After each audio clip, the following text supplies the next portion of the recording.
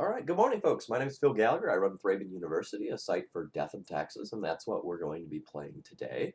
I started a league after I played some matches with Anurag on, let's see, what was that, Wednesday? On Wednesday night, with this list, and we were 2-0 with the league to start with, and the matches with Anurag went pretty well. Um, I don't usually like plug my own content because, if you're here, you've probably watched some of my content before, you kind of know what's up. But the matches with Honorug were really cool, I think. And I had a lot of people message me and say, like, that was really, really helpful. Thank you for doing that. So I encourage you to check that one out in particular if you missed it. Um, you know what Death and Taxes looks like, so I'm just going to take 30 seconds here and just kind of talk about some of the things that I am doing with this list. I want to try out Brightling again. I think things may have deviated enough from like black is a dominant force of the metagame to being a little more broad where Brightling might be good again. One copy of the card is probably correct in the deck, but I'm going to run two for right now, just so I can draw it a little more frequently and see how the deck actually, like how the card is faring right now. I think one is totally reasonable. Two might be pushing it, but like if you want to test out a card and see whether or not it's good, I always play one more copy of the card than I think is probably correct to get a feel for it. And sometimes I end up sticking with that number. Sometimes I decrease it. Sometimes I remove the card altogether. Um, but if you just play something like a non-tutorable singleton, you're not going to gather enough data on it to actually get any realistic conclusions. Because we're playing Brightlings, we're not going to run anything like Ancient Tomb in the flex slots. We just want more stable white sources to support it. Otherwise, we have some of the usual tutor targets in the main deck and sideboard. The sideboard is, in my opinion, very unexciting. It's just the same sort of stuff that I've been playing, with a nod to Cataclysm over Gideon right now because, well, there's a lot of miracles running around and a decent amount of like Eldrazi Post and that sort of stuff. I think that's enough of a deck tech. I just want to jam some games. Morning, welcome. So, I'm trying to remember what we beat. We beat Black Red Reanimator and I think a Storm deck that conceded like super, super early. I don't even remember what the other one was. I just feel like this person tilted off and conceded super quickly.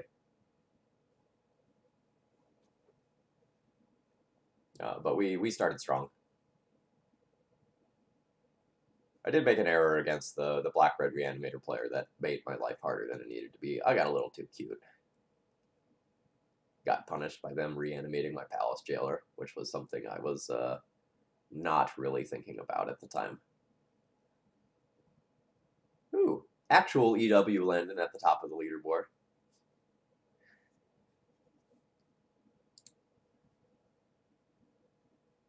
Shadow, thank you very much for following. I hope you're enjoying the content. There's not much here to enjoy yet, but we'll be getting to that as soon as we get paired.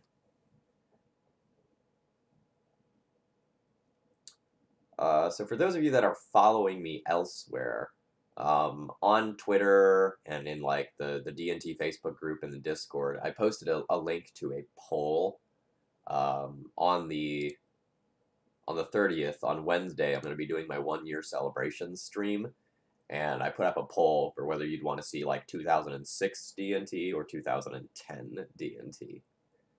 Right now, 2006 D&T is crushing the poll. Though that may change. It hasn't been up for all that long. I just put it up yesterday afternoon.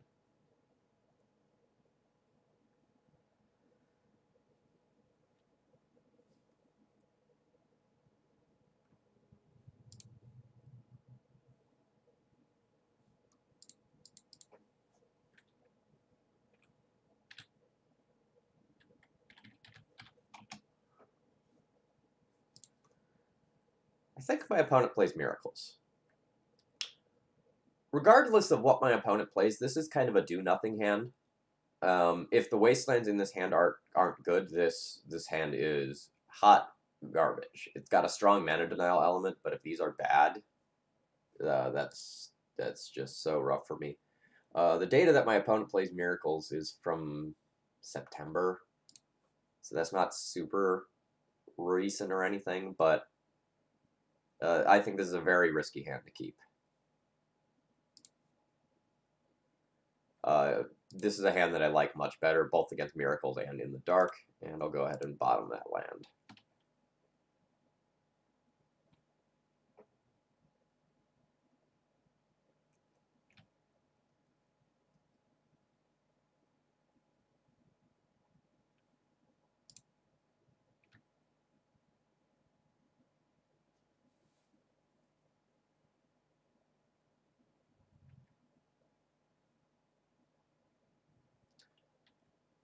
I'm doing okay. I've been fighting off some sort of illness the last couple of weeks, or not the last couple of weeks, like the last week to week and a half here, where I don't really feel, ooh, it's actually Stoneblade, where I don't actually feel all that bad, but I've just got like sinus stuff going on all of the time, so it's just kind of a nuisance. But other than that, life's pretty good. Got a fancy date night planned for tonight, doing a double date out at a steakhouse here in town. I'm really looking forward to it.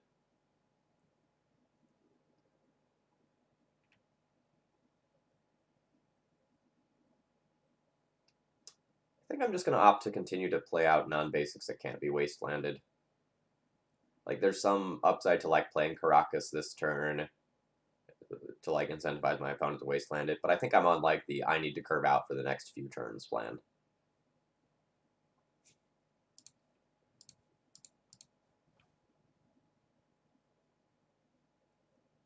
I'm not saying that, like, the Jace Daze decks can't work. That's a force pitching force, by the way. But, like, there's true deck building tension there, which I'm really not a fan of.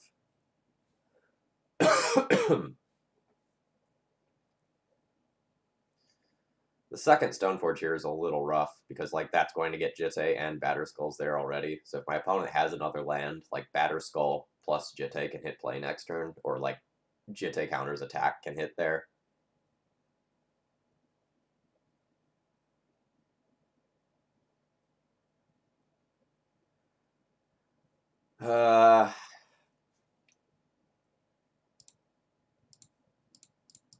So my turn is probably forced. I probably just have to, like, go and Recruiter of the Guard for Phyrexian Revoker to shut off Jitte. Like, I'd love to get a Palace Jailer and, like, exile Stoneforge Mystic or something like that, but I don't think I'm going to leave myself in a good enough position after Jailer to do so. No, this is the first match. Burke, do you mean the GP promo Thalia? The one that's like a very close-up of Thalia's face? Or is there another promo that I don't know about? I'm not a big fan of the GP promo Thalia.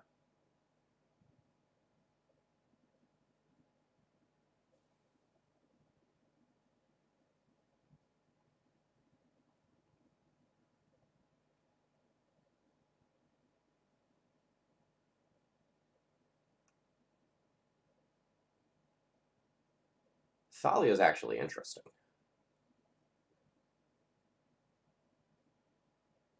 Maybe good, even.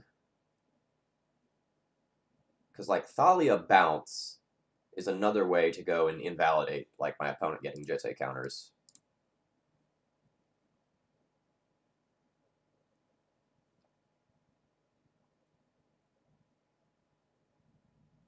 Yeah, I think that's the selfie Thalia.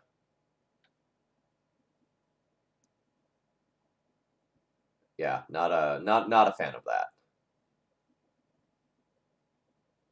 I mean, I like this art.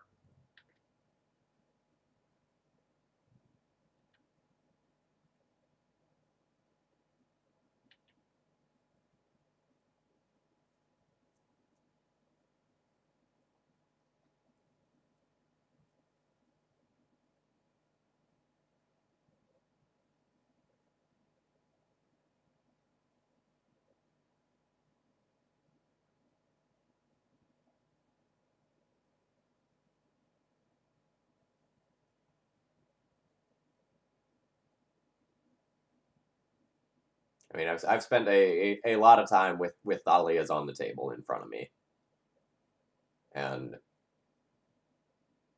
I wish the brainstorm wasn't in front of this right now, so I could point at the picture. So I guess I'll just like hold off on this conversation for 30 seconds and then finish it off once we can all look at the Thalia. But to just talk about my line of play from this turn, I'm doing the Thalia first to limit my opponent's ability to like do something like Force of Will and put in a piece of equipment. I don't think I want to telegraph the Caracas yet, but I'm also not really afraid of being wastelanded anymore. So I think I'm going to go ahead and just play this one out now. My opponent will obviously respond by putting in Batterskull.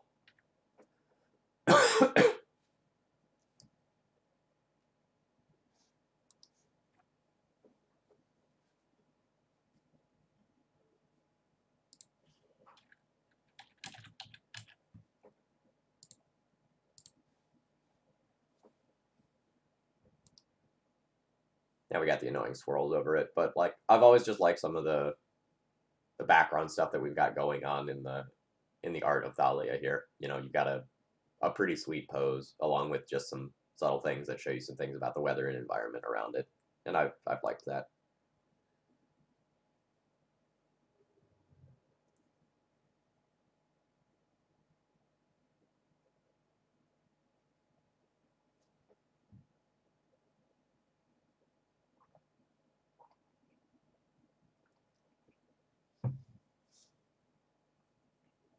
All right, this is a problem.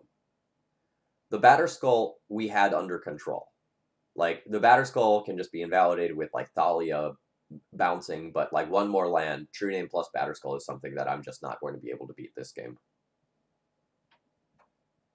No, I'm getting over being sick. Yeah. I don't feel that bad, but, like, I've just had sinus stuff for the past week that's been really annoying.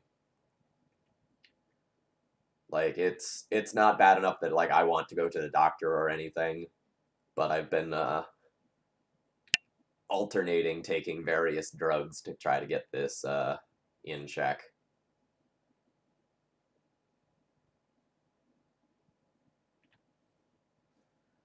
And my life total is under enough duress that I do want to block and bounce Thalia.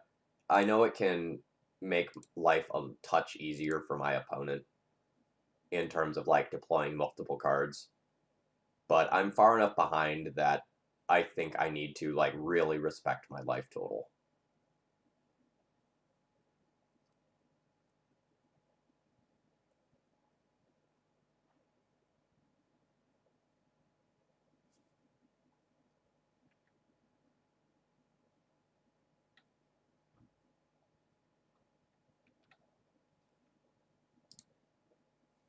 Like, I'm already losing to what my opponent has on board, but if they draw something like a Swords to Plowshares, like, we're just done.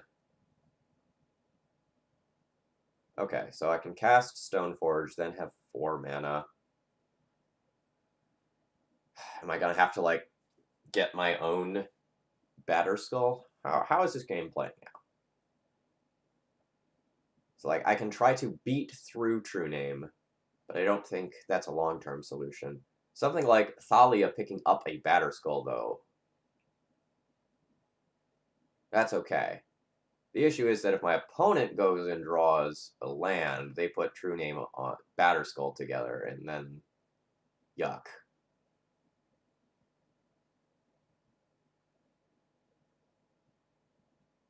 Yeah, I think I have to.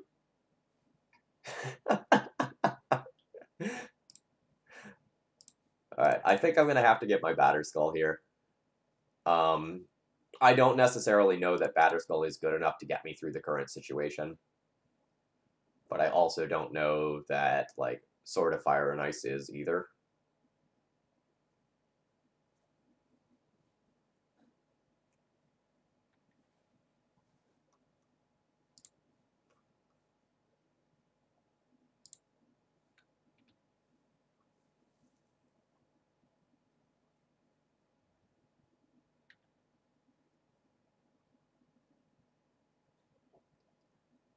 Yeah, Dark View, I agree. Oh, fuck. Yeah. I think this is probably the point where it's just safe to concede. I do kind of want to see how my opponent is thinking about this turn, though.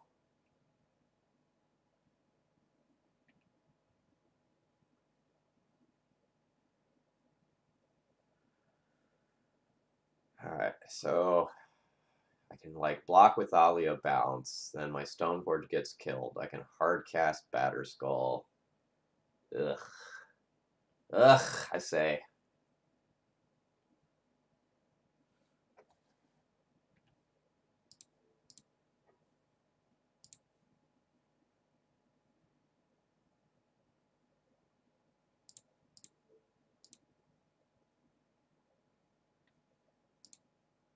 I'm willing to take one more draw step.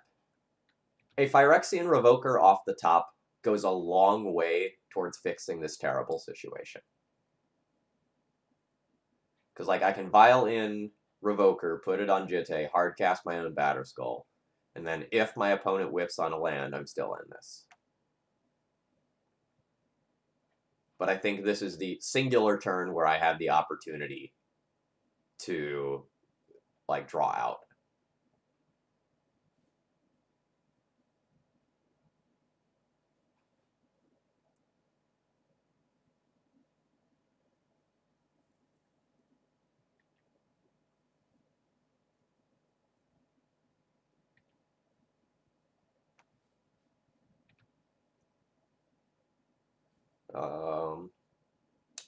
If my opponent doesn't have something to do with their mana, I would have moved the Jitte over to the Batterskull for a turn, and then moved it back to the True Name, just to prevent shenanigans on my end.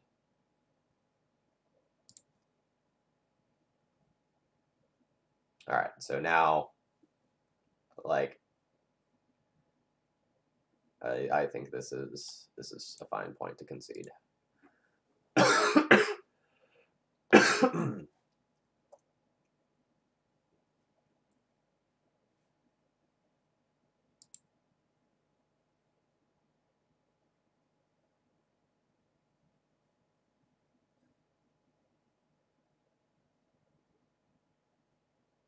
Alright, so I probably want Council's Judgment. I probably want Leonin Relic Warder. I can consider Cataclysm and Chalices. We'll just kind of see where the cards fall. So I don't look Palace Jailer against True Name Nemesis. I usually board out my Swords of Plowshares in these sorts of matchups. I don't really want to use the Swords of Plowshares on a Stoneforge Mystic most games. Like, most of the time I can wiggle through a Batterskull. The cards that I actually want to kill are True Name Nemesis or the equipment. The Stoneforge usually matters very little. So, from there, what's bad? The generic ground-based beaters like Brightling and Mirran Crusader definitely lose some gas in this sort of matchup. So I guess the question to ask is, would I rather trim some generic beaters, or would I rather trim some moms to make my chalices better? Cataclysm is sort of medium as well. Like, it can be very good against these sort of, like, mid-rangey blue decks, but there are times where, like, they just have the True Name on the board already, and, like, casting this leaves you in a very bad position. On the other hand, there are also the games where they have, like, a Jace or a Gideon, and you would just love to resolve this sucker. So this is kind of my thought process. I think Mom's a fine card in the matchup, generally speaking, but Chalice often warps some of your decisions.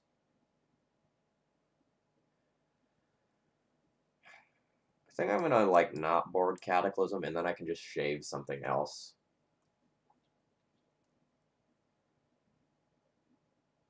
I think on the play, I'll trim a Wasteland, and on the draw, I'll trim a Mom. I think that's what I'm gonna do.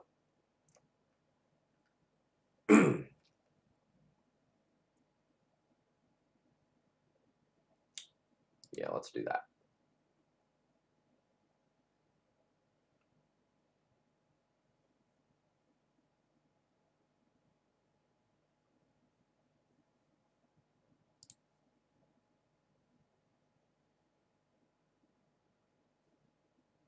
This is not a hand that goes back, but I think this is kind of a medium hand. Like, I'm not excited about anything that's going on with this hand. And then that's just kind of the world I'm in. Like, I don't have double white for Brightling. Stoneforge is likely to get removed or stopped in some way, whether it's like a counter spell, a disenchant effect, or something. Second Plains is okay draw.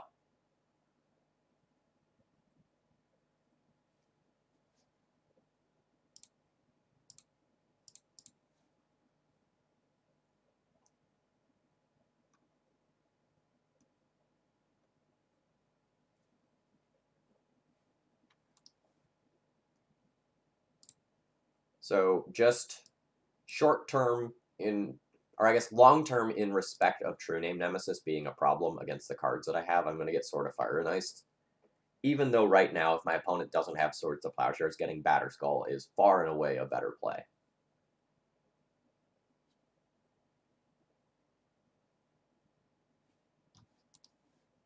And it appears they do not have Batterskull. Or, sorry, Swords of Plowshares.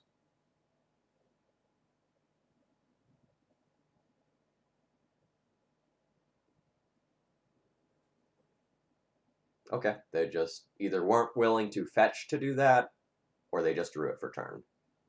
Unclear which.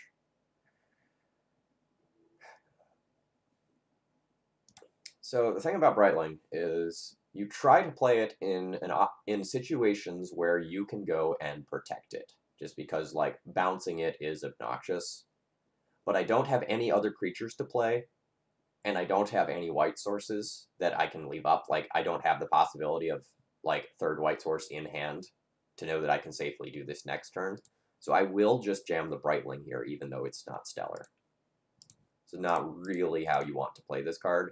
But if we just treat this like this was a Mirran Crusader or a Serra Avenger, like any other generic beater, I would be 100% happy just like playing out a threat this turn, with the potential of Jitte equip next turn.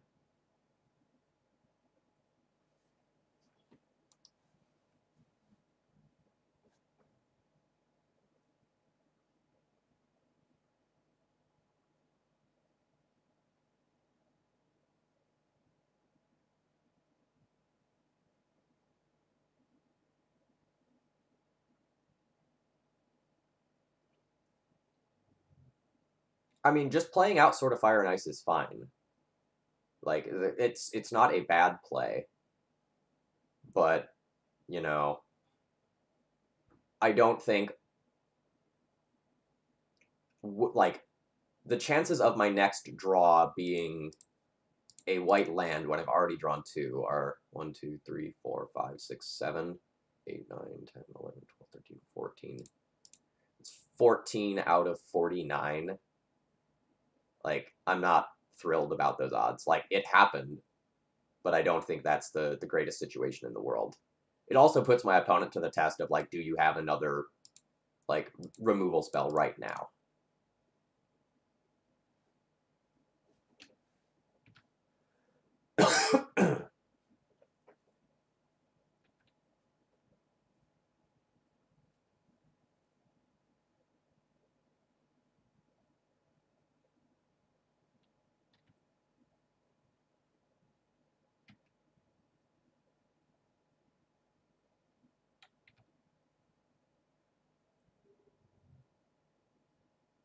No, I want to have the Sword of Fire and Ice in the table, because in the future, playing this like out now will protect me from like it will allow me to get through True Name Nemesis. It'll allow me to like block the Snapcaster Mage that was already on board safely.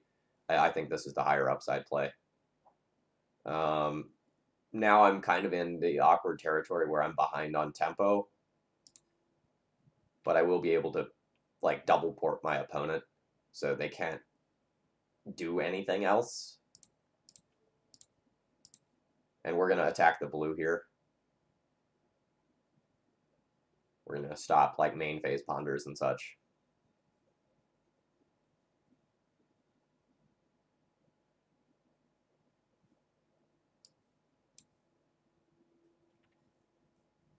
Now that my opponent's brainstormed, I might change my mind. I might port them off of the white here to prevent Stoneforge Mystic shuffle. So I'd love for my opponent to be Brainstorm locked.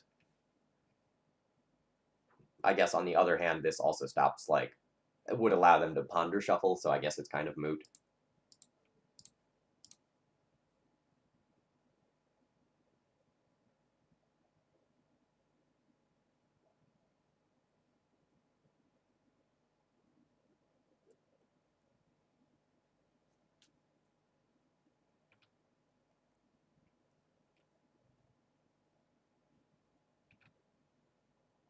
Yeah, so now that my opponent has triple blue, I'll continue to attack the white aggressively. Yeah, we sided in Chalice. I really just need to draw a creature. I need to, like, get something that I can attach to Sword of Fire and Ice and go to town with. I mean, I guess that counts.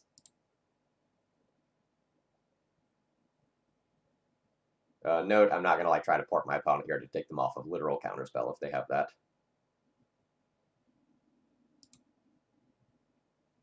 I will just double port my opponent this turn rather than equip this. This is awkward because if I port this, I give them the opportunity to cast Swords to Plowshares, but I really need to keep them off of the white. Because if they don't have it now, I need to keep them from having it in the future. Okay, that's annoying, but not the end of the world.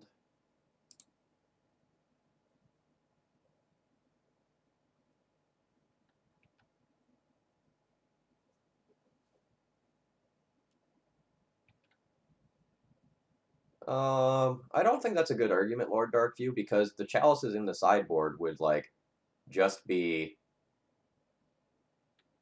like, Aethersworn Canonists, which aren't coming in for a lot of these matchups anyway.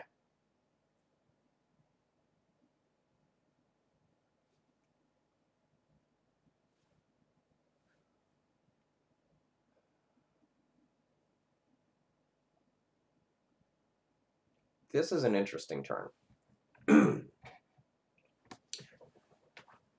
I can play Mirror Crusader and Jitte and port once, or I can just, like, go in, attack with Mom, get Jitte counters, remove Snapcaster, have 2 Jitte counters left over.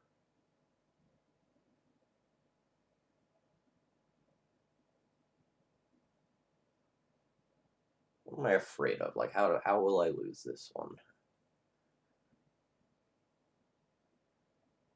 I will lose this one if my opponent naturally draws Umezawa's Jitte. One way or another, that will be game ending. But I don't think I can really play around that too well. I can keep my opponent off of Stoneforge for that, which maybe I should continue to do. So I could just cast Jitte, play Crusader, and port. I think I feel like that's safest. The higher upside play if my opponent doesn't have Jitte or Stoneforge is to, like, take a Mom attack this turn. The issue is that my opponent will then hold back True Name, forcing me to preemptively use Mother of Runes. So maybe just getting an attack in with Mom is better. I can have 2 Jitte counters. I can then just try to, like, kill my opponent next turn with Mirror Crusader. I think I like that.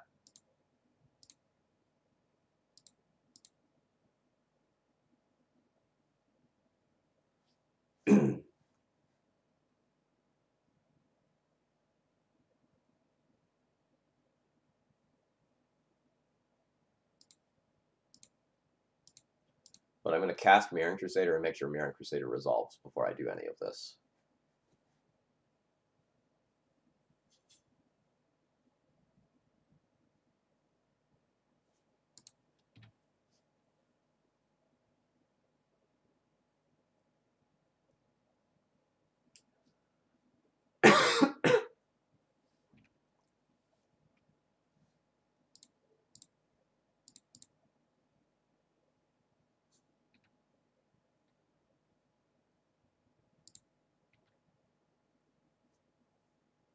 Yeah, if Mirran Crusader didn't resolve, I would probably just port my opponent off of white rather than go for the attack.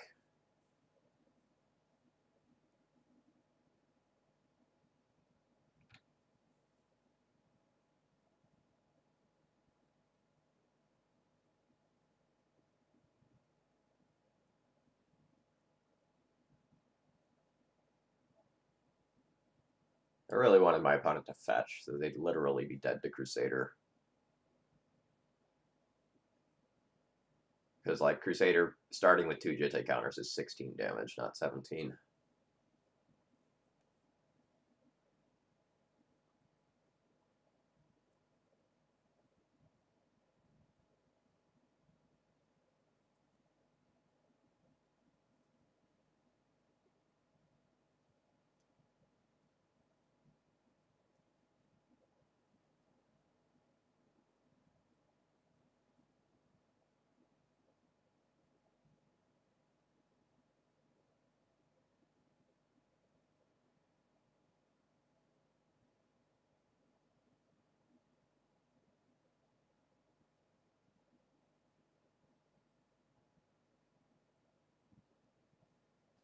Alright, so this Pithing Needle probably goes on Jitte here.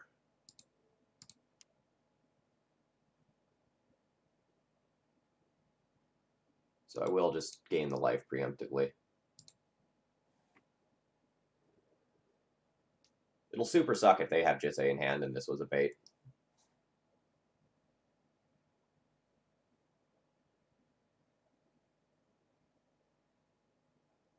This was not the case.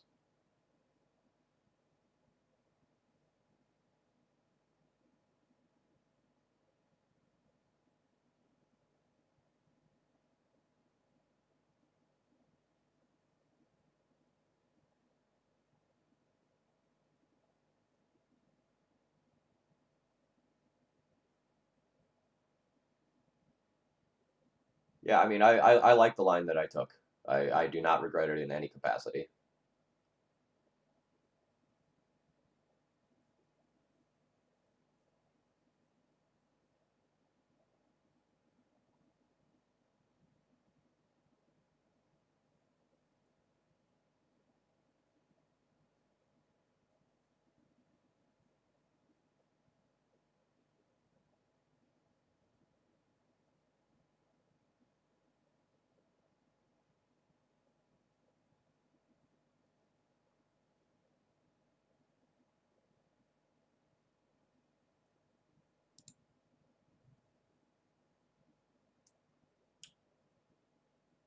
So we're not in a great position, but we're not in a terrible position either. All right, yeah, our opponent just F6'd. That's great. So, like, I'm in the position to just go and kill this Jace next turn. And I also get to, like, port my opponent off of Stoneforge mana.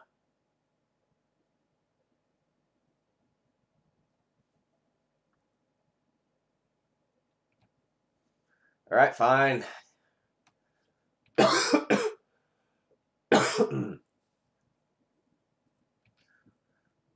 This still doesn't change the fact that I get to kill the Jace, which is nice. Opponent would need like a plow or a white creature to stop that.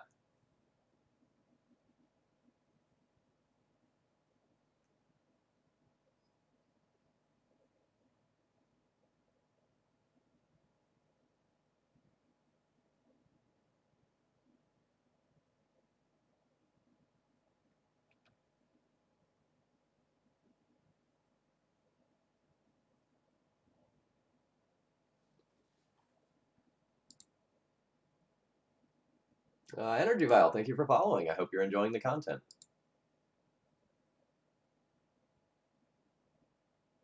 I don't really understand not attacking there. Like, the Jace is dead no matter what.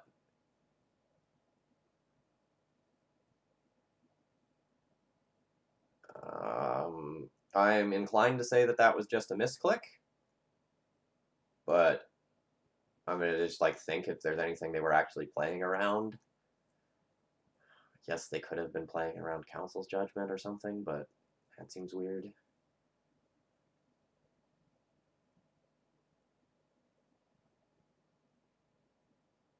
Because, like, it's a very important attack because it puts me to 11. That means I'm dead in 2 double true name swings. So I don't really understand. I'm going to assume that was a misclick.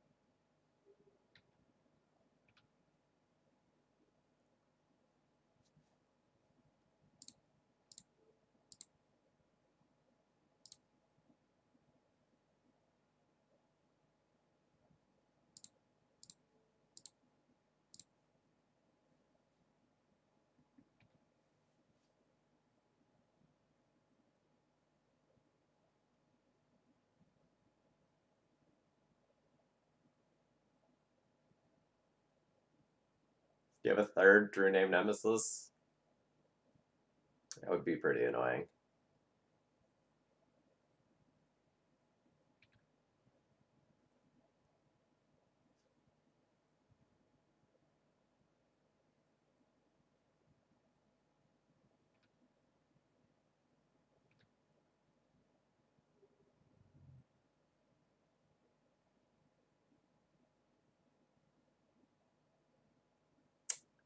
That is acceptable.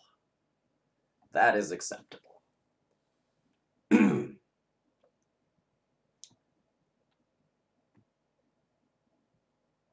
So I can flicker this, put Jitte onto Mirren Crusader, hit for 4, 5, 6, 7. I can hit for 10 this turn if I want. Hitting for 10 would put my opponent to 7, meaning they're dead to Mirren Crusader plus Flicker Wisp on my turn. Yep. This is not like a play that is going to guarantee a win, but it's pretty good.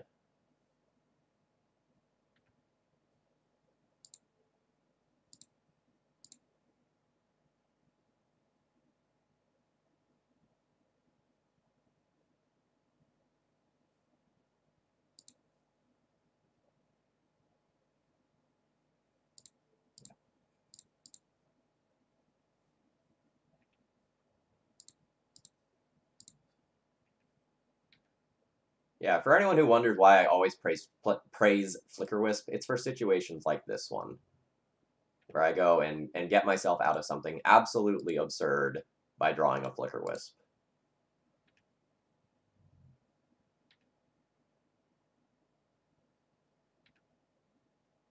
And I will just gain life with this right now.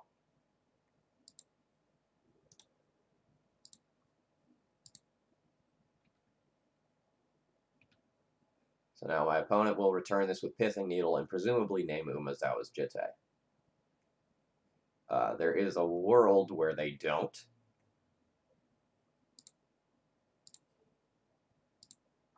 There was a world where they were supposed to name Rashadan Port there. I don't know the texture of their hand.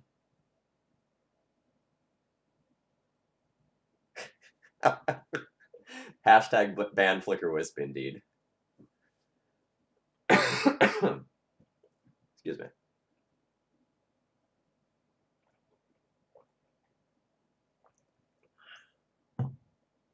Back to basics is fine.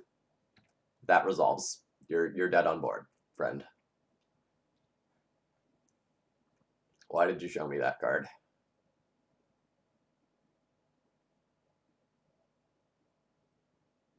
I'll wait for you to figure it out.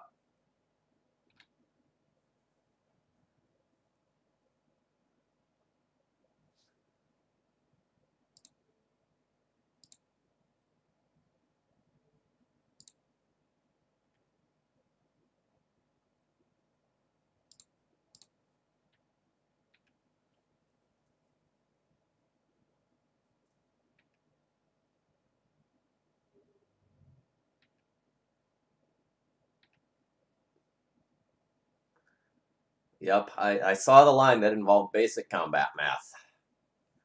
I'm a champion.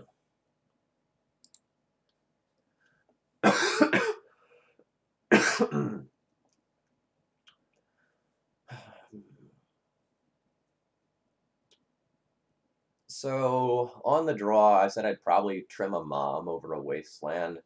Now that I've seen Back to Basics for sure, it's like still in for post-cyborg games, I don't know that I will actually make that change. I might just resubmit as is. Flicker Wisp is a fair and balanced magic card. Really, though, it is. Like, I think Flicker Wisp is a very well-designed magic card. Like, it has appropriate power toughness, I think, for its place on the curve, with an ability that is very solid, but that requires, like, some deck building restrictions to really make it good. I love the design of this card. I would love to see more Magic cards like this, is what I'm getting at.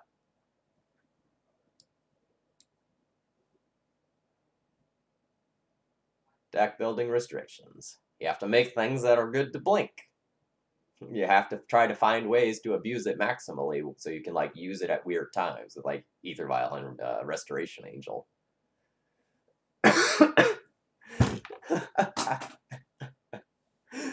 Oh, God. Flicker Wisp with Flash. Power creep, please. The deck building restriction is that you have to play planes. Moist Young, thank you for following. I hope you're a lover of Flicker Wisp.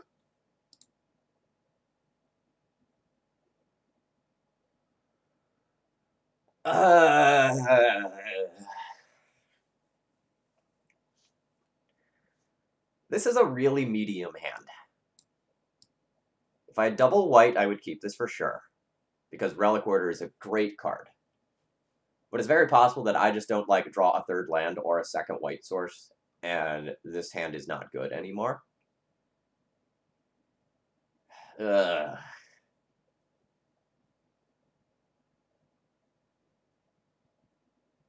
So this is good against Stoneforge starts, but not good against, like, True Name starts.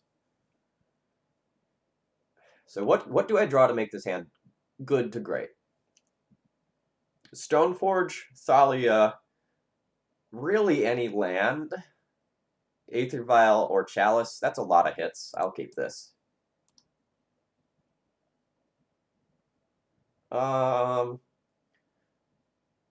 Green-white D&T is certainly playable. I don't think there's a strong reason to want to splash green in the metagame right now over playing the mono-white version, because I think the mono-white version feels fine. Alright. I'm now on board with this hand, fully.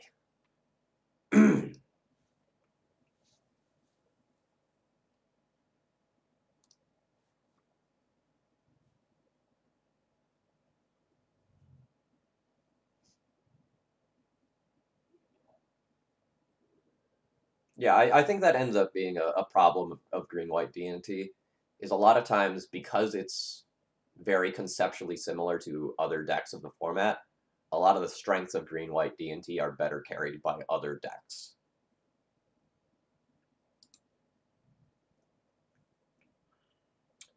I am going to just use my mana inefficiently this turn and play out another Mother of Runes. I don't think I'm in a hurry this game. I think I kind of want to drag this one out a little bit and let some of my card advantage that I'm going to have take over the game.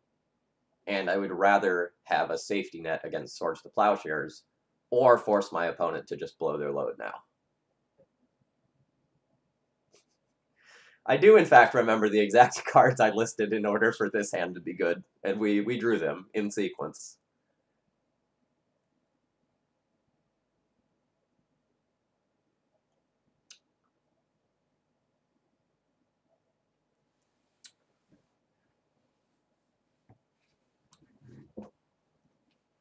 The big difference is that D&T is still a Vial deck, whereas Maverick has mana acceleration in the form of Mana Dorks.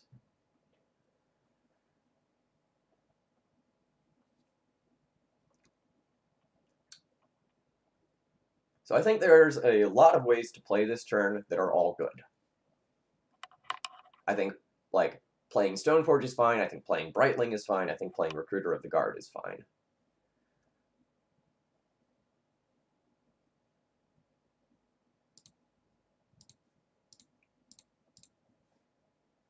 I'm going to opt to play Recruiter of the Guard. I think an easy way to win this game is going to be just, like, Flicker Wisp Chain on Recruiter.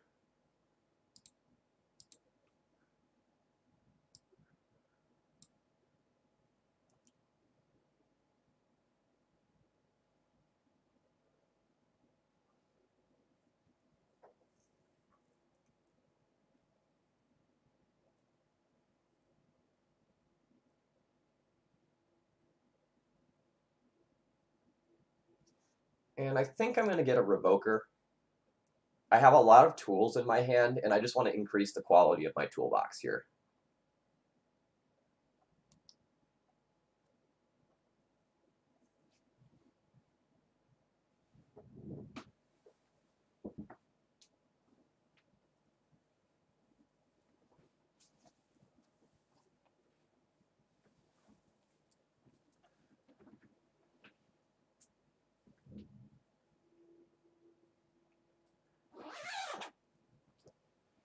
All right, so there we go.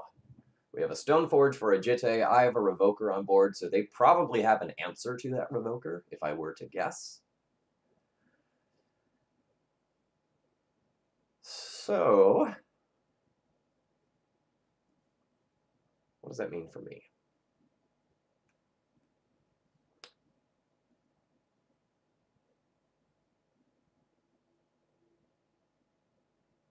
I probably want to Relic Warder the Jitte, and then revoke it the second time.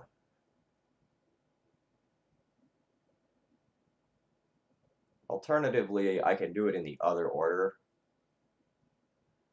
but I'd almost rather cast Relic Warder this turn just because it's white-white, and if I draw another land of any nature, next turn can be Revoker plus Stoneforge, and that's the tipping point for my decision. The only thing is that if my opponent has like Swords of Plowshares plus Equip and Swing In, Relic Warder will also clear the counters, whereas Revoker keeps him around. But I think I'm going to respect my mana situation more than anything else here.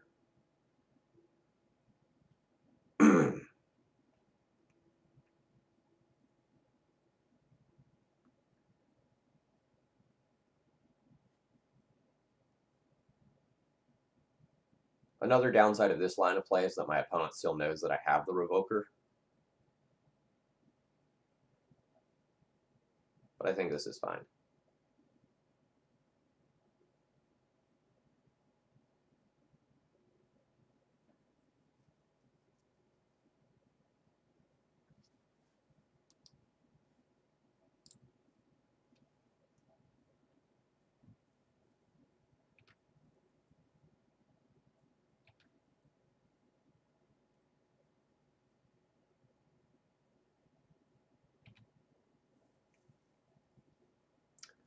I'm definitely scared right now. I have the tools I need to win this match, but I'm not sure that I will get the time to use them.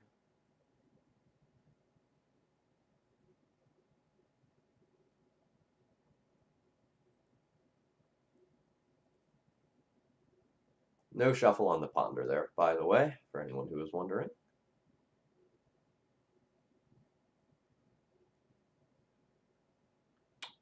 Okay, so the question now is, how scared am I going to play? Playing scared is putting a Revoker on a Jitte.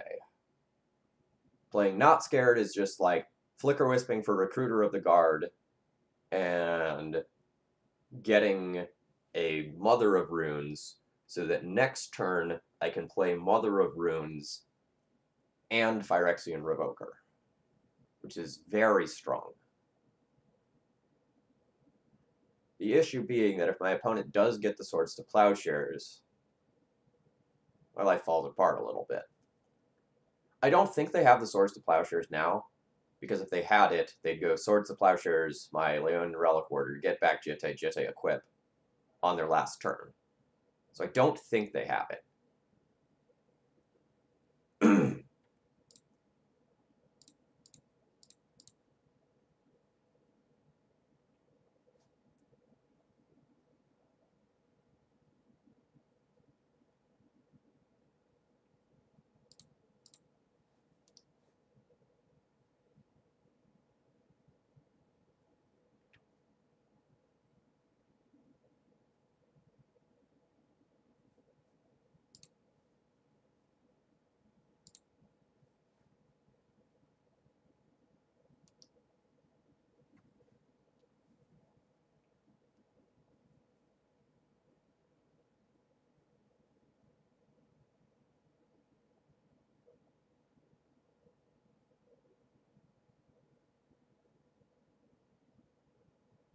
Jace Fate Sealed himself. Okay.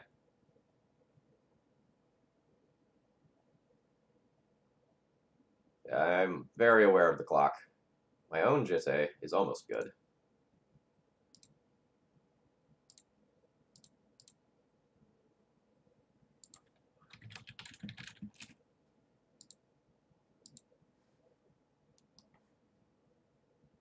Second attack is down to 2. He can plus it up to 4. Or no, he can't plus it. I just did that. Yeah, we'll kill the Jace over 2 turns. I think that's important.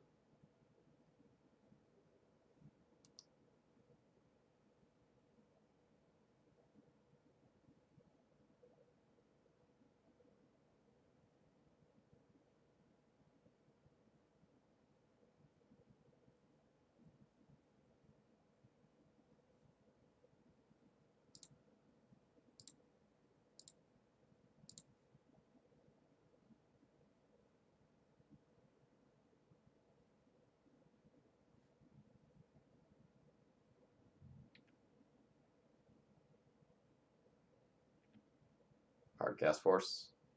Nope. Yes.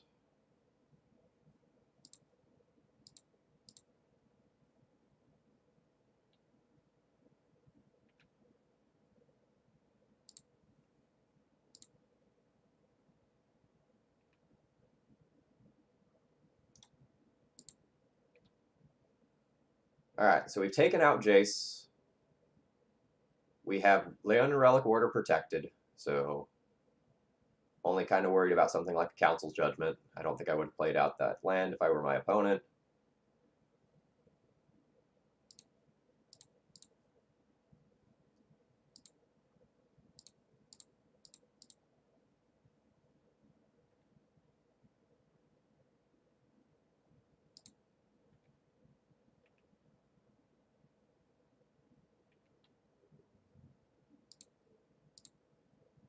I'm going to kill this Stoneforge Mystic. It's a different color blocker from everything else.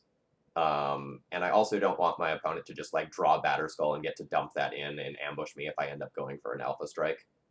I'm not currently worried about that, but, you know, it's on my mind as something that can occur.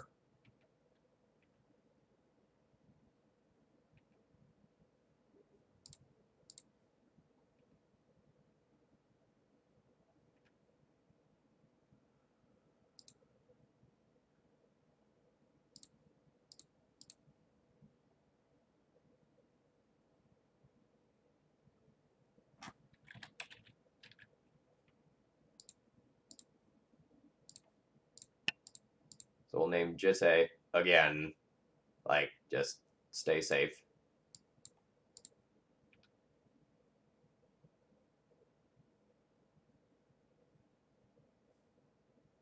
Containment Priest, you got it. Not actually all that worried about losing my recruiter there. That's fine.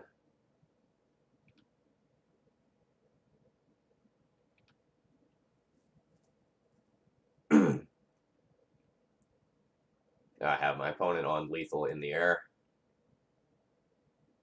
Not even dead to a Council's Judgment here.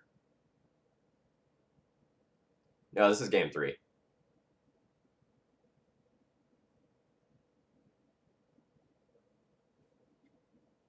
Things can go wrong. Let's not forget that. So like I'm not going to like respect my clock so much here that I'm not going to continue to play out cards. Like basically the only card that would punish me for like playing out a few more creatures is Supreme Verdict. And if my opponent Supreme Verdicts away all of this, these cards will destroy my opponent when they're at 6.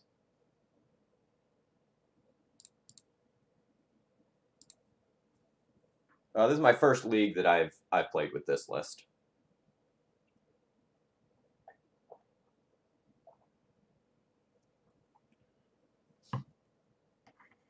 I think the list is conceptually good. I just I haven't put in a lot of time towards Magic recently. Most of the days recently, I've been getting home from work and just kind of like bumming on the couch. Yeah, so this was the 2 matchups I played at the tail end of this stream where I played matches against Donarog. Yeah. Yeah, with all the sinus stuff I've had going on for the past week and a half, I basically like gotten home, sat on the couch, taken some drugs, and just kind of like played the Switch in a drug hazed stupor while my sinuses just like melted. Although I've still been trying to like go to the gym and work out through this, mostly because if I work out, I get to go to the sauna afterwards, and like, oh boy, that is so nice when you are sick.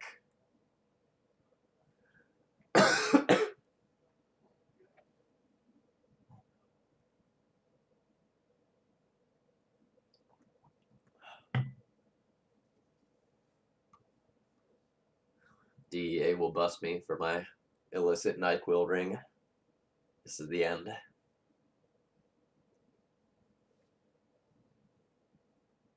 Winners don't do drugs, except for that one guy who like top 8'd an open while on magic mushrooms. That was a scandal of sorts. Destrina, thank you very much for following. I hope you're enjoying the content.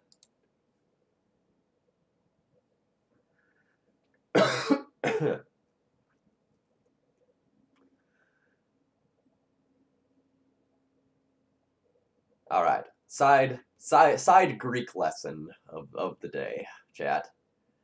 Maiden Agon.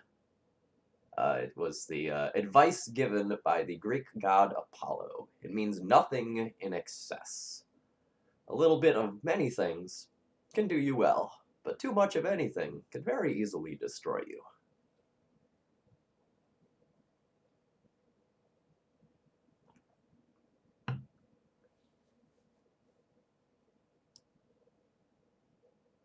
I've always thought that was a really cool and powerful quotation.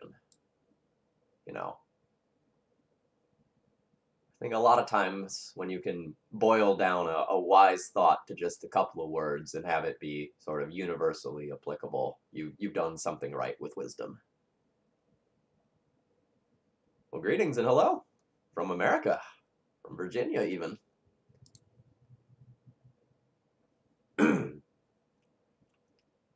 I say this all the time, but I'm always so happy when I have like fans from around the world who can catch me live on these weekend streams. That's why I do them.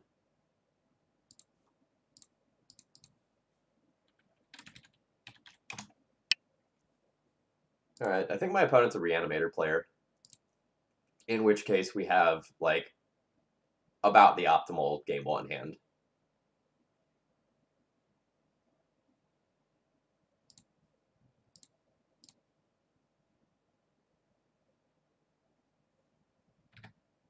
Yeah, that's another great thing about it. It's not like this is like Maiden Agon, nothing in excess is something that like, oh, this only applies if you live in these places. No, it's definitely universal. You know, it's a 2,000 plus year old quote.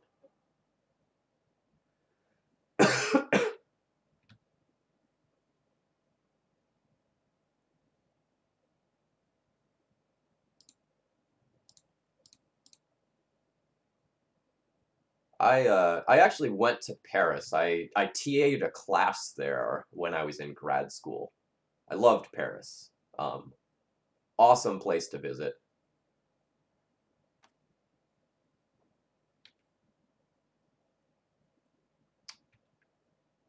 Whoa! Whoa, chat, look! Look, it's a World Gorger dragon!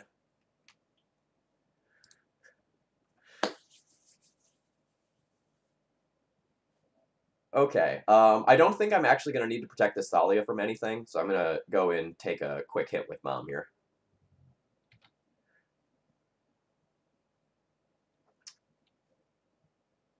Yeah, so I spent somewhere between a week and a half in Paris. The museums there are fabulous. It was an awesome place for cultural experiences. Highly recommend it as a place to go and travel.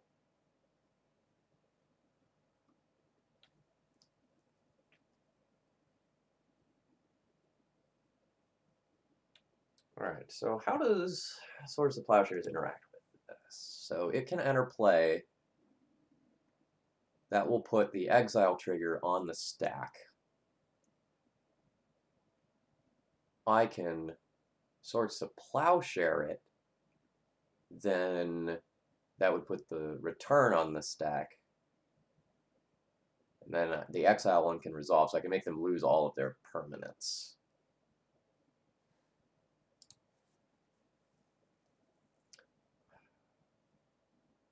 So I think the question is, all right, so I have 3 lines of play. I can Flicker Wisp and literally double my clock.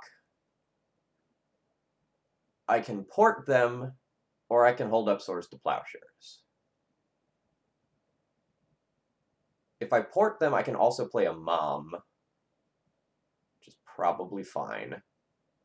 I can't really lose if I hold up Swords to Plowshares, but I think that will just, like, too badly telegraph that I have it, and my opponent won't go for it. So I think I'm going to port.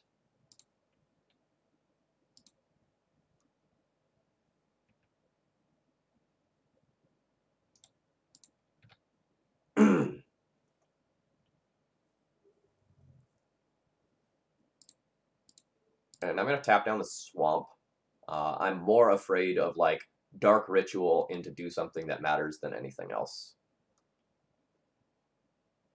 No, the dragon is not legendary.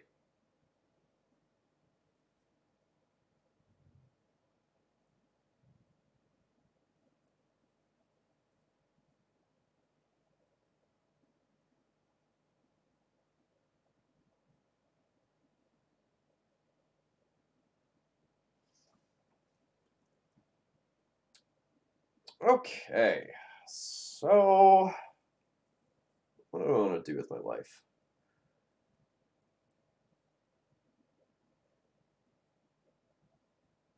I'm going to attack him with Mom and Athalia.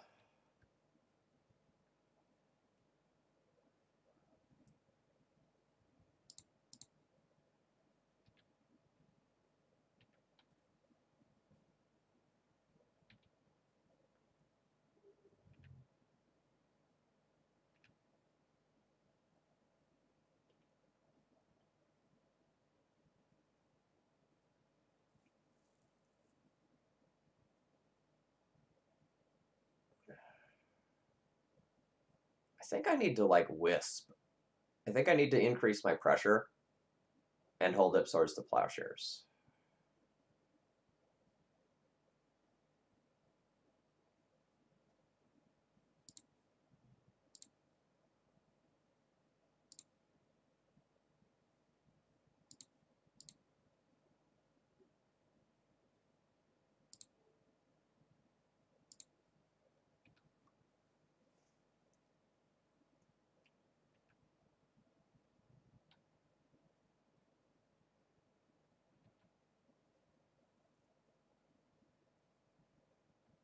I wish I was a little more familiar with my opponent's list.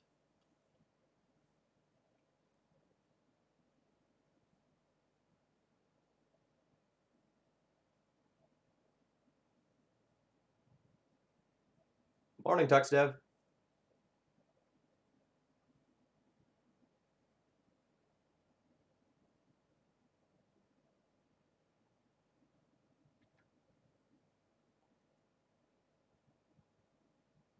There's a world where I respond to that brainstorm by porting that fetch.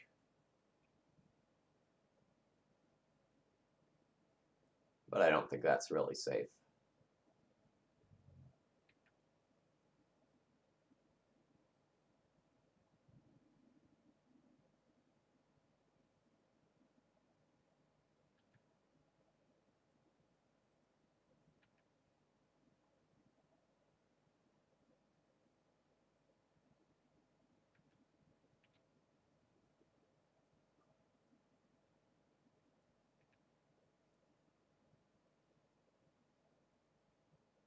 Recruiter's interesting.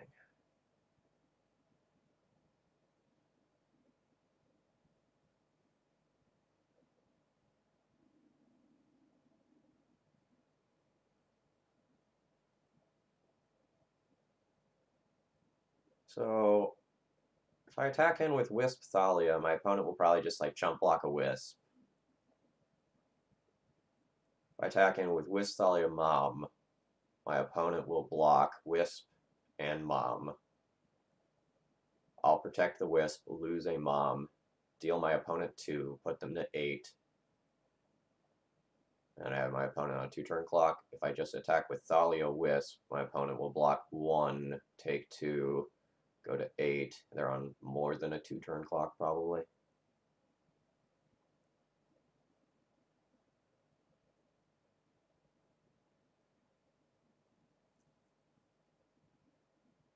I don't know how afraid of removal spells I am. I think the answer is not. Like, I'm just going to do what I did last turn of, like, play a Flicker Wisp again and hold up swords.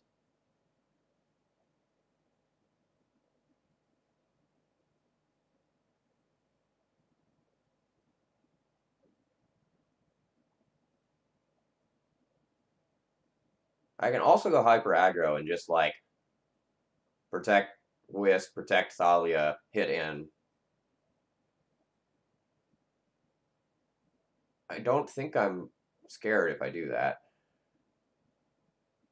Like, I don't know how many spot removal spells my opponent is playing.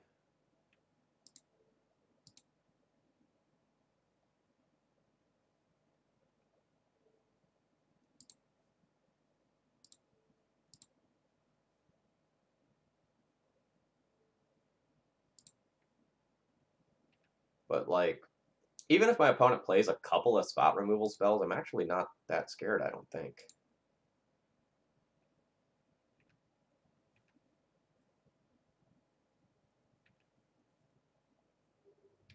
Like, even if my opponent has 2 spot removal spells, like, I'll still have Thalia double Mom if they just go after the Wisps.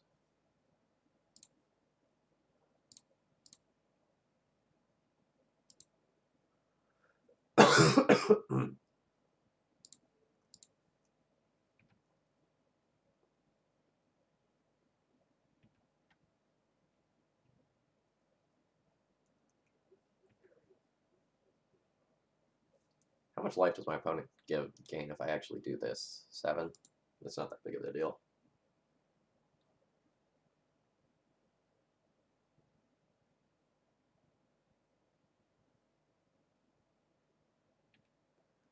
If my opponent is brainstorming, I feel like I've probably won. Yeah. Alright, chat, I don't know how to sideboard for this. Gonna be totally honest with you here. I don't know, like, to what extent my opponent is a controlling deck versus to what extent they are, like, a full-on Reanimator deck. So I don't know that I will be sideboarding correctly here.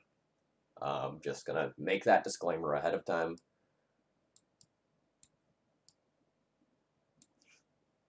Removing Brightling will be fine. Yes, I agree with that. It's more a question of, like, what do we do with the Source of Plowshares?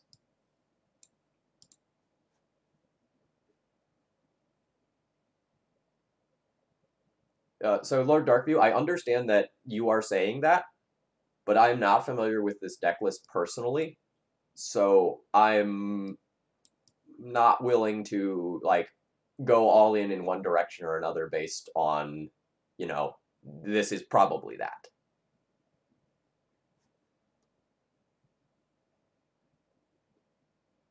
I don't mean that to be insulting in any capacity, but like I'm not confident like for 100% that this is like a true control deck that just happens to have like a one of World Gorger Dragon finish.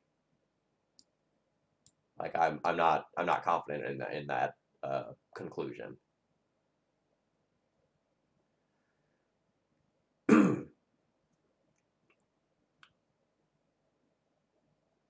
So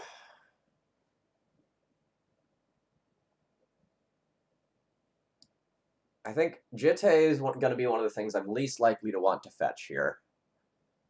It can nug Baleful Strix, which is nice, but against Baleful Strix, I'd rather have Sword of Fire and Ice anyway, I think.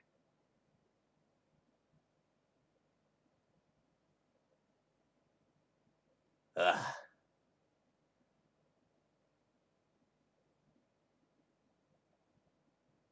There might be a Grizzlebrand in there that, like, Revoker's fine against.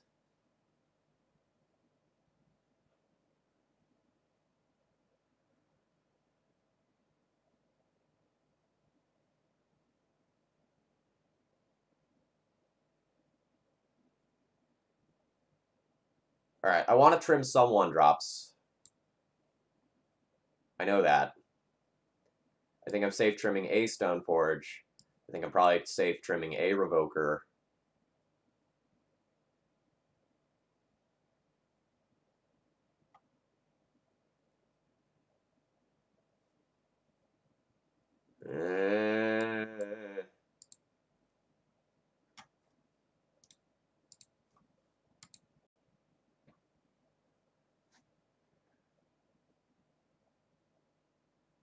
Alright. So Baleful Strix, Snapcaster. So there is a Grizzlebrand. There is World Gorger. Stroke of Genius is a kill. Desolate Lighthouse for infinite loot. Okay. K Command Lily, Toxic Deluge, Grave Titan, Massacre Worm, EE, Lavamancer.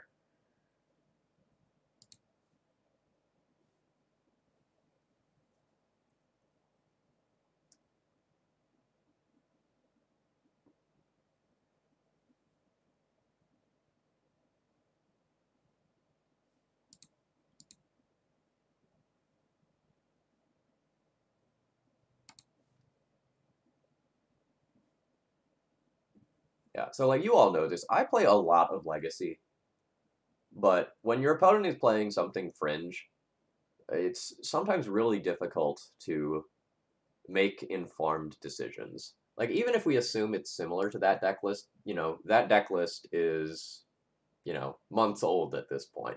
So whether or not the archetype has evolved past that, hard to say.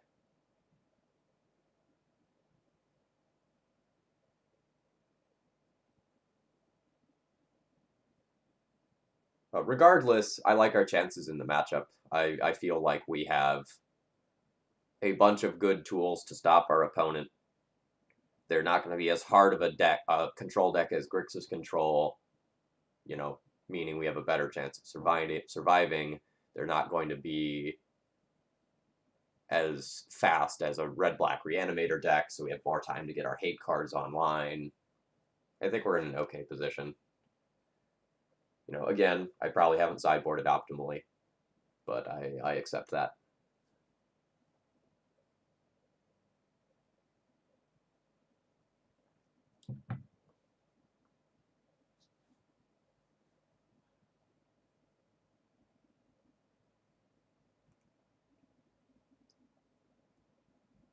Yeah, so the strength of a deck, like what my opponent is playing, is that you gain the ability to pivot. And by that, I mean you can go and change your role in a matchup extremely quickly. Like, oh man, I'm way behind. Oh, the control deck just drew 7 and has a 7/7 lifelinking flyer in play, or, oh, crap. And that's very powerful. But at the same time, it does mean that you are worse at doing either one of your primary roles.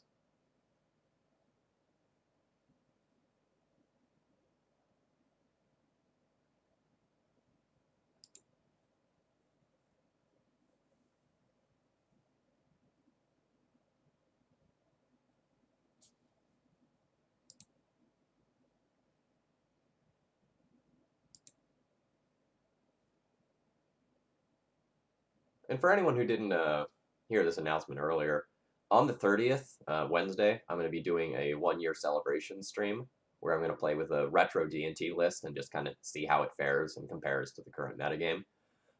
So I put a poll up on my Twitter. You can vote whether we play the 2006 deck list from like the very beginning times of D&T, or whether we play a 2010 list that was one of Finn's lists that he took to a big event.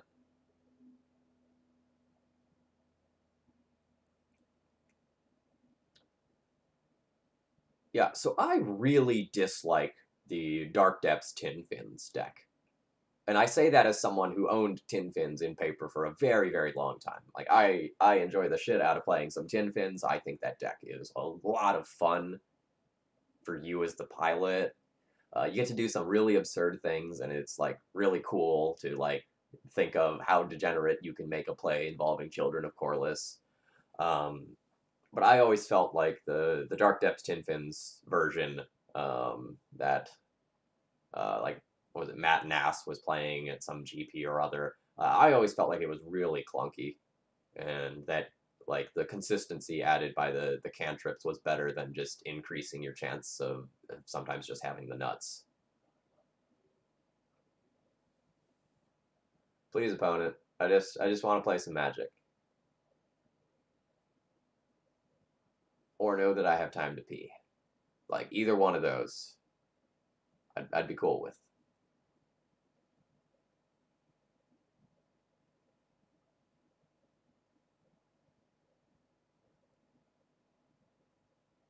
All right, I'm doing it. I'll be right back.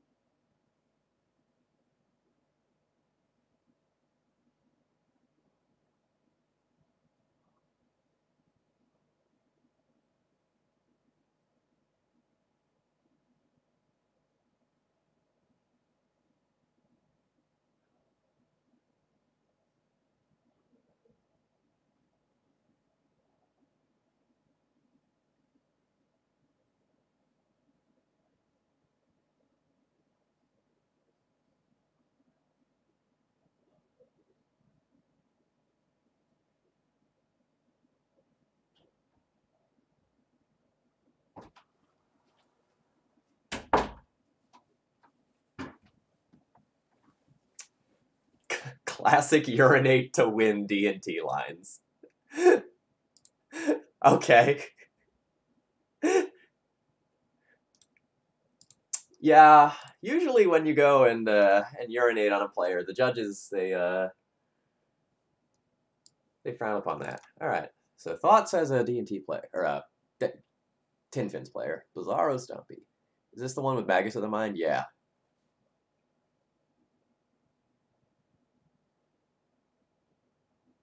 So what are you gonna Burning Wish for to win the game with? Just empty? Empty your tendrils? This is neat. I haven't played this version. I've heard about it.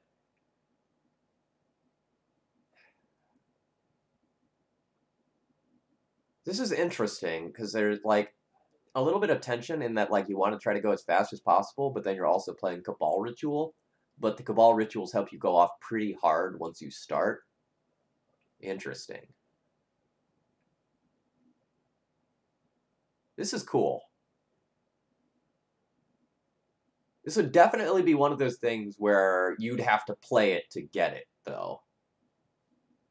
Like, this is not the sort of deck where you can just, like, intuitively get everything that's going on here.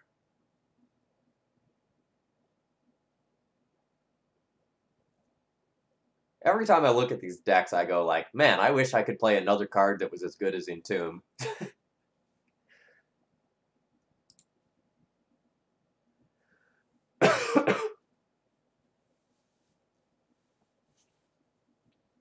Hey, welcome. Thanks for joining. Yeah, I'd like to 5-0. I haven't gotten a trophy in a while. This is my first time, like, well, not first time, but I spent a lot of the last month playing non-D&T decks, and a handful of them were very fun, but they were fun. They weren't the most competitive things in the world. Like when I played Parfait, that was a really fun day, but like obviously that deck was not good. Yeah, Moto taking its sweet time and finding that one elf player for me ruined my chances at trophy.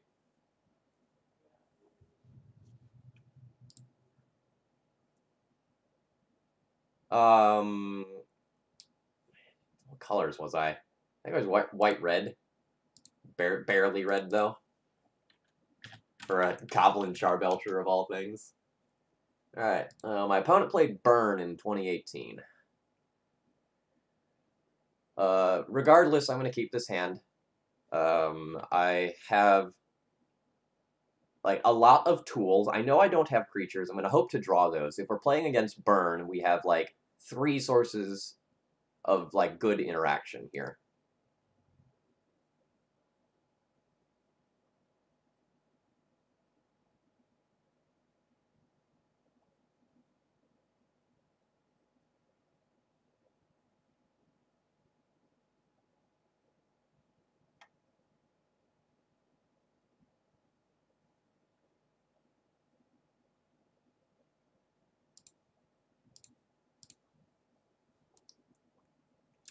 Recruiter of the Guard is a fine draw.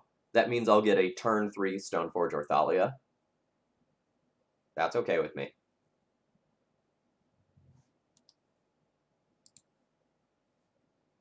Yeah, I'm actually probably most scared of my opponent just like firing spells repeatedly at my face. Ooh, Skewer the Critics. That was a card I thought was going to see some legacy play in this deck.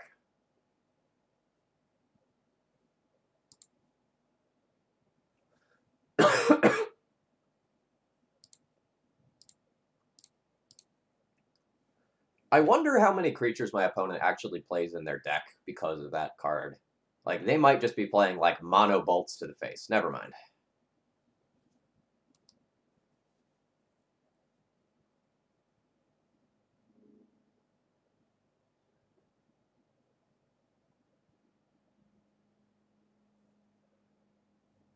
Alright. My draw for turn could heavily change what I do this turn.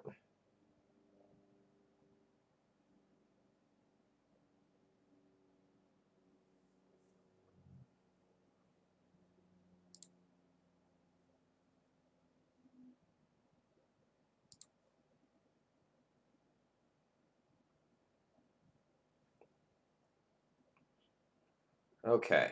So, what do I tutor for to maximize my chances of not dying? Probably Thalia. The way I die is my opponent casts 2 spells that go to my dome. I can jump block this creature and not worry about it, and I just need to have a body in play so that I can try to connect with Jitte. If I get a single set of Jitte counters, I think this game ends.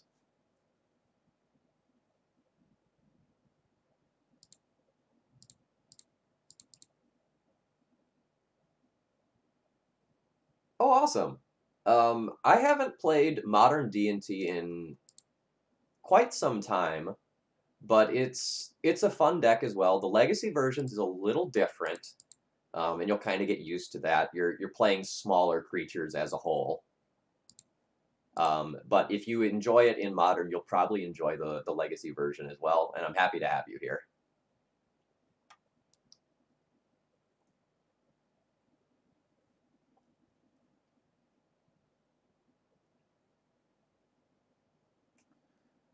If my opponent bolts my Thalia, I'll be in sort of an interesting position.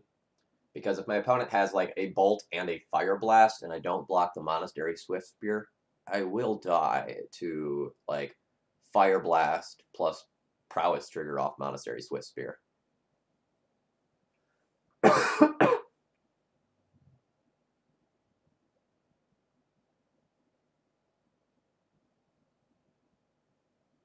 So I'll just chump block this and leave my Thalia around.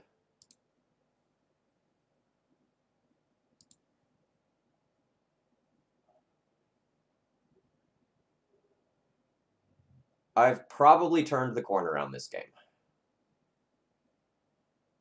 It's gonna be tight, but I think I'm okay now.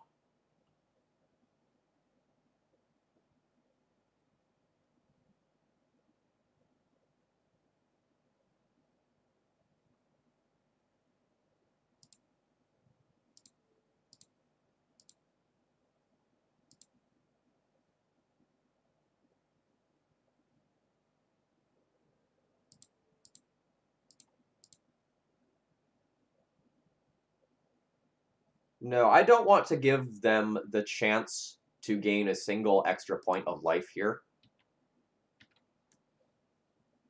And, like, I 100% want to take that creature off the board. Like, there's no world where I'm not going to remove that in this turn cycle.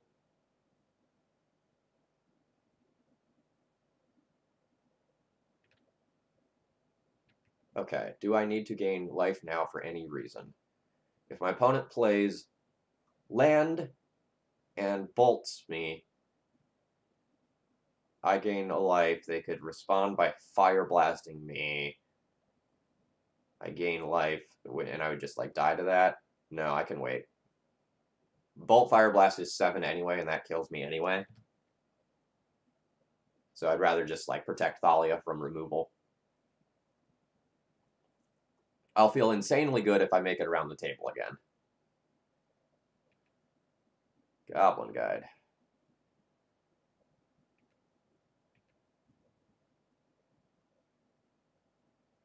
What's on top of my library, friend?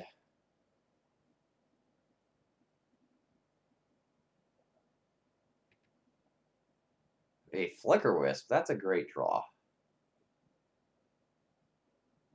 Okay, if I kill this Goblin Guide and my opponent has Fire Blast, I die. If I kill this Goblin Guide and they have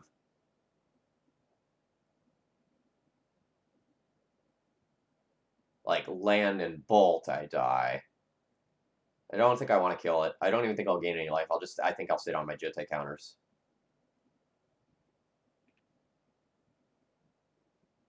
I'll use the Swords to Plowshares on it next turn.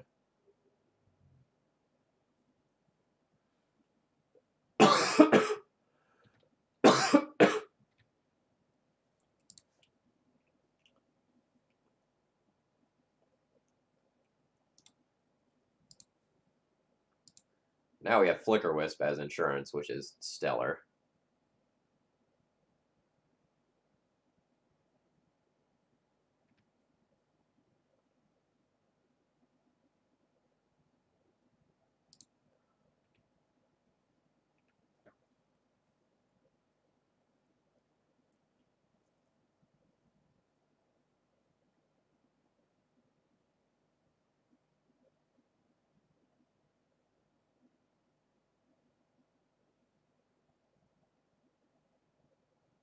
I think that's a touch of an early concession, but I think the game was over.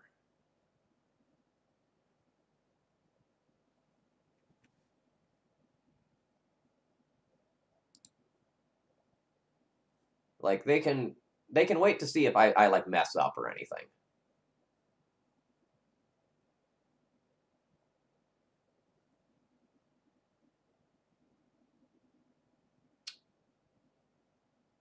Okay, so I haven't played a ton of the burn matchup since I've like added the chalices in, and it's really awkward because like both Swords of Plowshares and Chalice of the Void are very good cards conceptually for the matchup.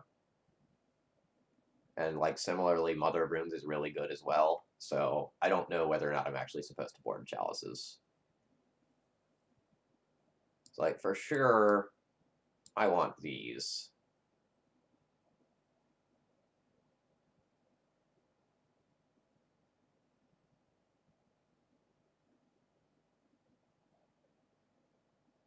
Yeah, they board smash. But, like, they can only smash so many things.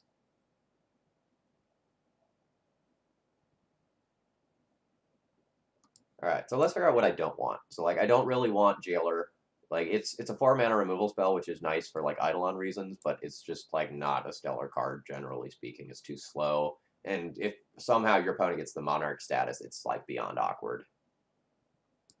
Revoker's usually not good. I'll bring them back in if my opponent is playing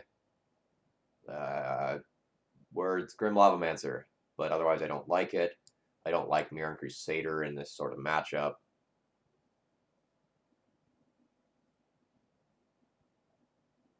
This is a match where I'll often cut one of my non-basics.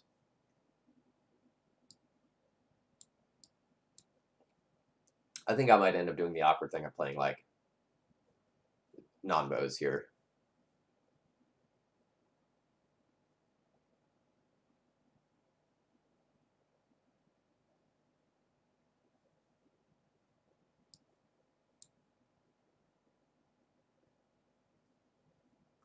It's awesome that I have Brightling for this matchup, by the way. This is one where it will really shine.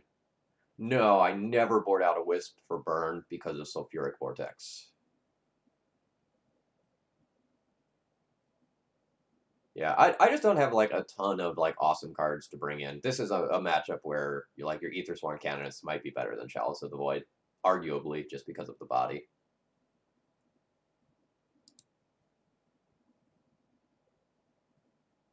Relic Warder's medium. I'm bringing in Council's Judgment to respect the permanent-based things that they can have.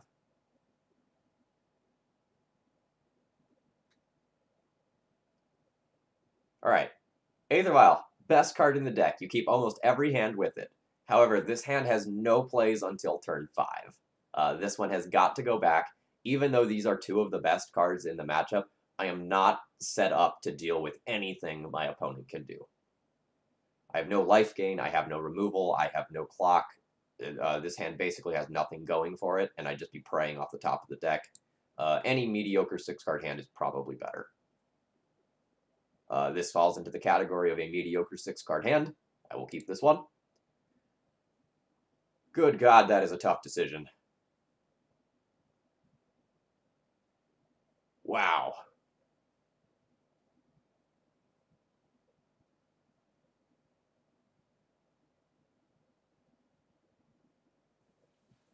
Okay.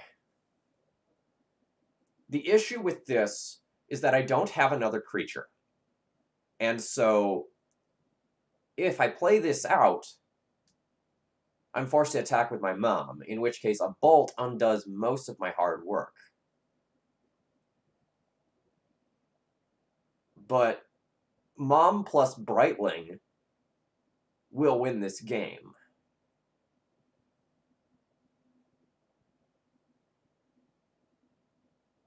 Wow. Okay, I'm gonna snip this one. This is a good spot.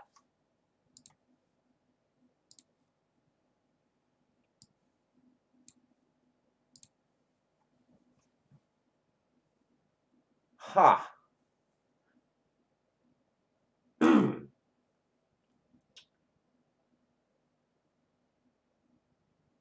I think I'm supposed to bottom this. But at the same time, like, this can totally change the texture of this game. Like, it might force my opponent to leave up mana when they wouldn't otherwise, and it could buy me a lot of time.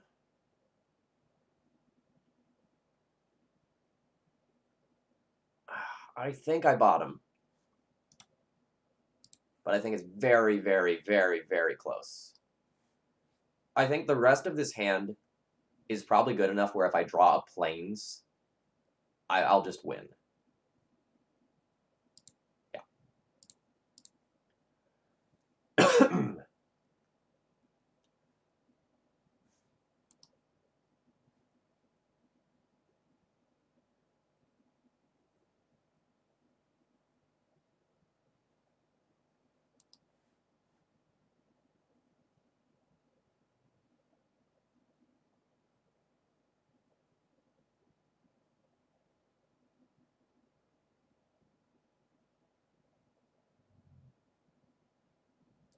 Holy crap, the draws here are just absolutely insane.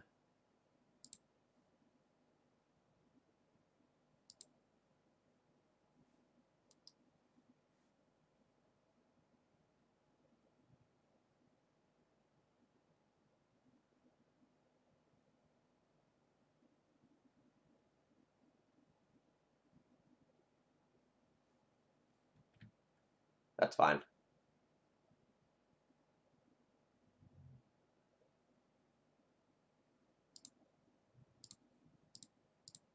I am just going to immediately Council's Judgment that away. I know I can try to get cute, but I think the way that I lose this game is like my life total just dips too low while I'm setting up.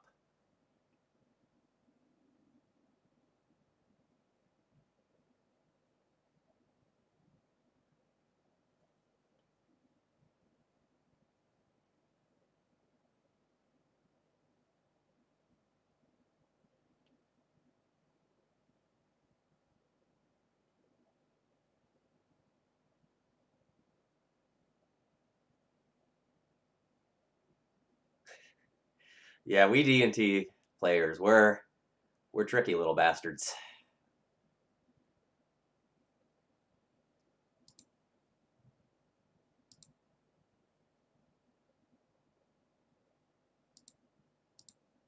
So I'm just going to play out my Jitte and pass the turn.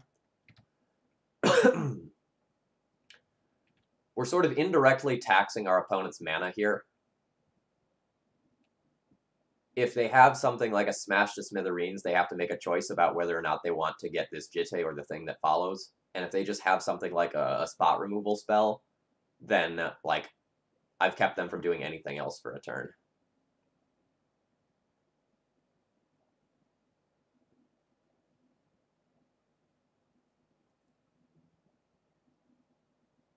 Chain Lightning targeting me. Yes.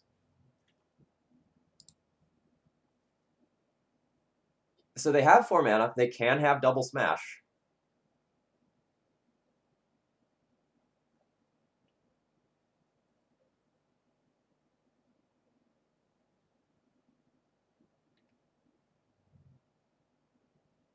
It makes me nervous when my opponent, like, is ignoring a Stoneforge Mystic like this.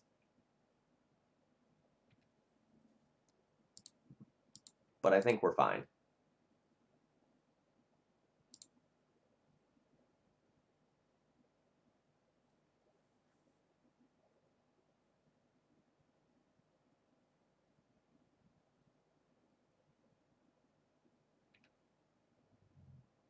Yep.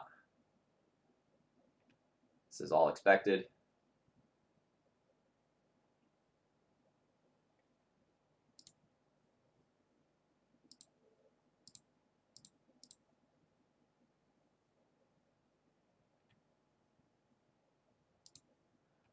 Alright, opponent, can you answer this Stoneforge Mystic?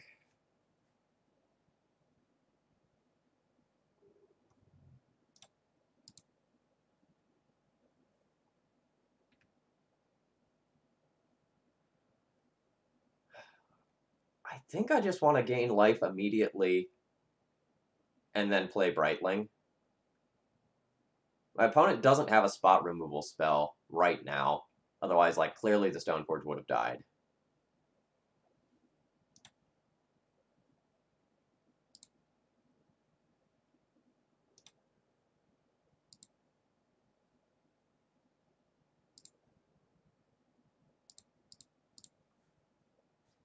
And now I basically have 2 cards that are borderline unbeatable on board. Like, Jitte and Brightling both are devastatingly powerful, and my opponent is low on resources. Yeah, this is fine. Like, my opponent...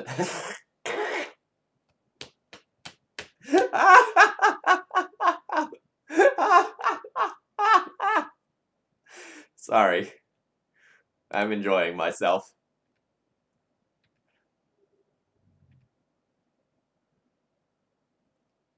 I don't even think I need to play out another land this turn.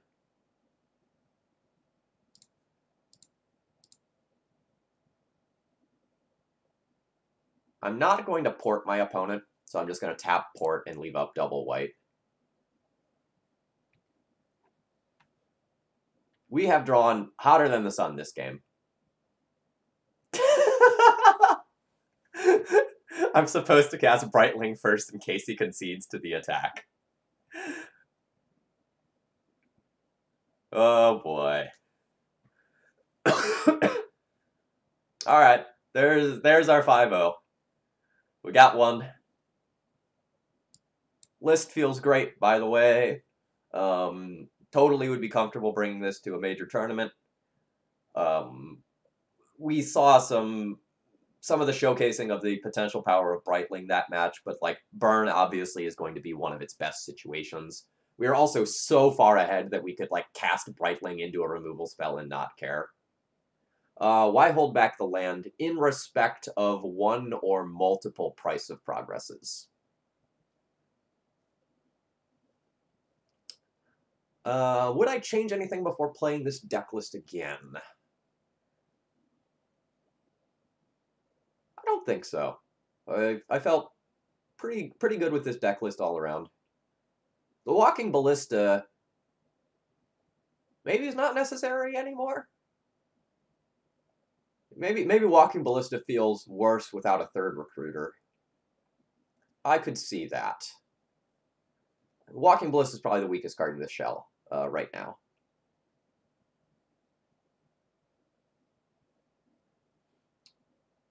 So, price of progress versus D&T is really interesting. All right, let's take a minute to like break this down. So if we look at my list here, I have 14 basic planes. Against my list specifically, price of progress is very bad. However, let's consider a more average D&T list. Do I have Connor's list up? So like if we compare to Connor's list that I played the other night, he has a Tomb, a Factory, and a Caracas over additional planes that I was playing. So his split is 13 to 11 of non-basics to basics. So, against some D&T decks, price of progress is actually better than it appears. The greedier you get with your additional flex lands, the worse you are against cards like back to basics and price of progress. Yeah, and there's other flex lands that you can play as well. Randy, I think Brightling has been an official D&T card since it was printed, but it's a metagame dependent card, right? It's a card that's not always going to be good. For example, it's very bad when black creatures are dominating the metagame. You know, you don't want to be playing this card against Baleful Strix in particular, and it doesn't feel great against things like Gurmag Angler either. So when that stuff dies down, I think it's Brightling time. Oh, you'll get to see Mangara on Wednesday when I do my throwback D&T stream, that's for sure. Sammy, for Legacy Champs, I don't know if I'd run 2 Brightling. I'd be very comfortable running 1 for sure. But play whatever list you're confident in playing. Like I said at the beginning of this stream, I'm trying to right now, because when you want to gather data on how good a card is, playing multiple of that card, if it's non-tutorable, is much better. Yeah, playing 1 main, 1 side is totally reasonable. Yeah, if I were to adjust this deck list, I'd consider doing something else with this Walking Ballista slot. I don't know what off the top of my head. I'd want it to be something that was still reasonable for the Death and Taxes matchup, though, if I cut this. And that's an if. Like, I still like the card, fine. But it just didn't feel amazing today. If you're already running Chalice, then Containment Priest for sure. Chalice of the Void is for things like Tess, Ant, most combo decks, while also being good against your control decks like Miracles and Grixis Control. So, for example, if you got to see any of my matches against Anurag Das, those are up on YouTube on the Thraben University channel, by the way, if you didn't catch those live. Against Miracles, those sequences where I just led on Aether Vial into Chalice felt unbeatable. Those were just so incredibly powerful.